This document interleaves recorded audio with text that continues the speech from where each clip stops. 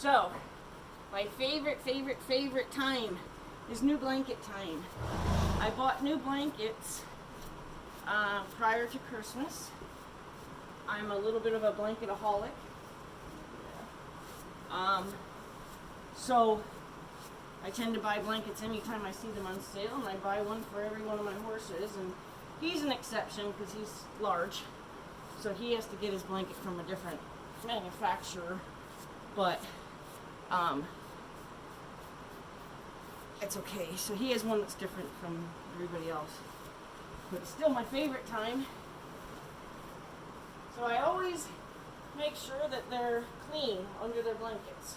Always clean under their blankets. You never put a blanket on a horse with shavings. I don't know if you've ever had a piece of shavings get caught under your sleeve or on your sock or in your shoe or something like that. Or even like, in the collar of your sweatshirt. Sorry, the rain's loud. I have a metal roof. So you always want to make sure that they're clean underneath.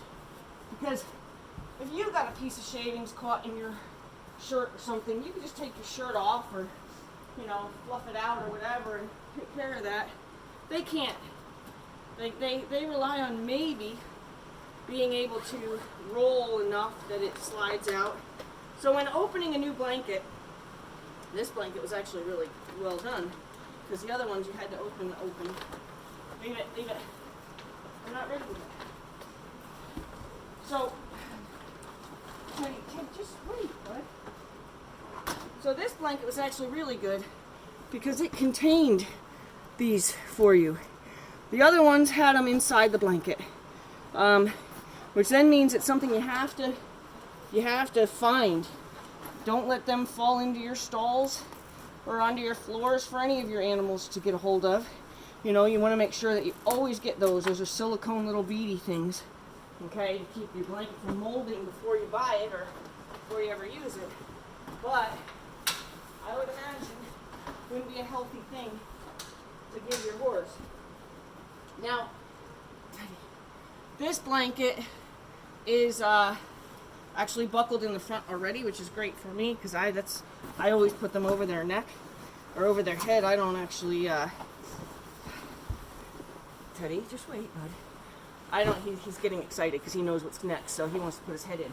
So I run my arm just down the blanket like it's a sleeve or a sock, Leave it. Don't touch that.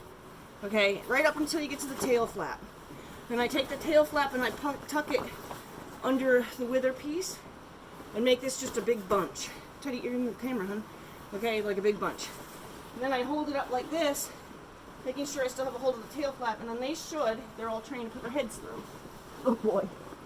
And then I just grab the tail flap and do kind of a final sweep downwards.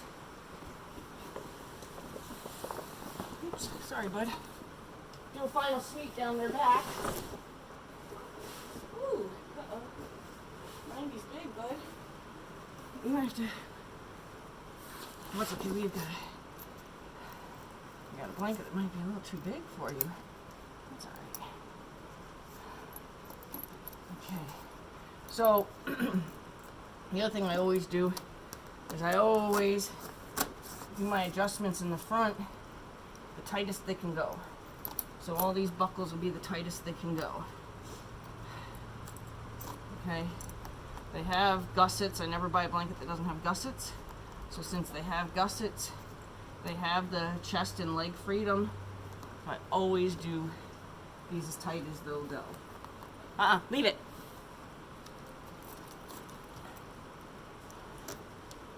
And since I do them over their head, I fasten my Velcro once and only.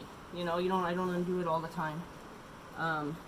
So my Velcro kind of stays pure and a weird blanket. Those gussets go way up, dude. A weird blanket. This seems almost like it's a... like it's not... Okay, it's not too big. I thought the blanket was too big. It's not too big. And then I always do the chest first and then the legs when I put a blanket on. And then always do the legs first, then chest last when I take the blanket off. So that way if your horse ever panics, you you don't have it stuck on their chest. In his case, I'm going to actually stretch these leg straps all the way out. The other horses, I actually did them halfway. And I love that they did this. They have the silicone things in these too. But they put it in the clip so you know they're there. There's no risk of dropping them. So kudos to the manufacturer of this blanket for that. I hope you can still hear me. I've been doing all my videos with my Bluetooth, but this one I did not. It was a little big. Okay, hold on. Hold up. Let me stretch out your belly a little bit.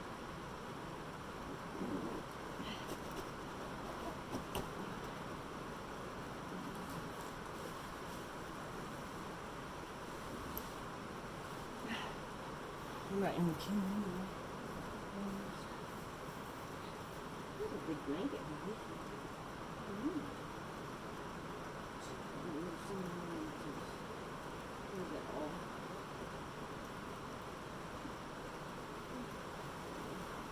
What do you think of this blanket, buddy? Huh? Where's gussets? The gussets are weird. They're way up.